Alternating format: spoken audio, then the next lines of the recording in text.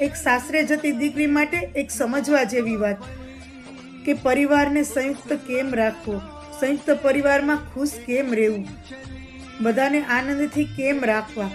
જેમ અથાણાની અંદર વપરાતી વસ્તુમાં અલગ અલગ સ્વાદ હોય છે ને, કે જેમ કે મરચાંનો તીખો, ગોળનો મીઠો, એના અંદરના બોરાનો કોઈનો તુરો, નિમક તો કે ખારો, એવી જ રીતના સાસરીએ જાય ને તો બધાના અલગ અલગ સ્વભાવ હોય છે અને એ સ્વભાવને જીતી લેવા ને એટલે આપણા જીવનને સફળ કરવું.